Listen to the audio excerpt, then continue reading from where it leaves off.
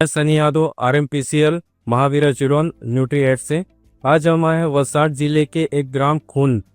हमारे साथ किसान भाई हैं जिन्होंने हमारा न्यूट्री एड प्रोडक्ट अपना N20 इस्तेमाल किया अपने गायों के चारा के लिए और भैंसों के चारा के लिए। आप इसके बारे में थोड़ा अपने परिचय दे दीजिए।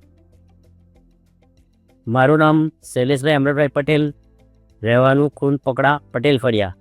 जी હું આ ન્યુટ્રી હેડનો ઉપયોગ લગભગ છેલ્લા 5 મહિનાથી કરું છું અને એની અંદર મારી જે ગાય છે ગાભણ હતી ત્યારે પણ મેં એને આપ્યું હતું।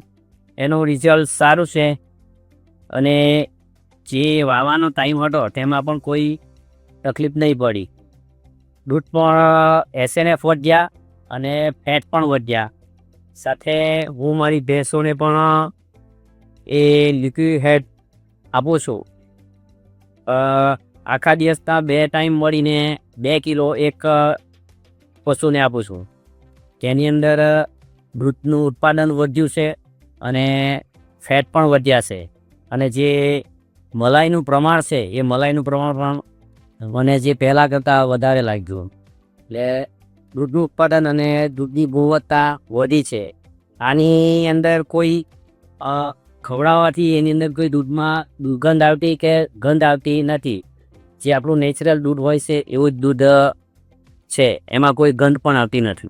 जैसे दूसरे पशु आहार इस्तेमाल करते हैं तो अपने को उसमें से दूध में से बदबू आने लग जाती है, वैसा समस्या नहीं है।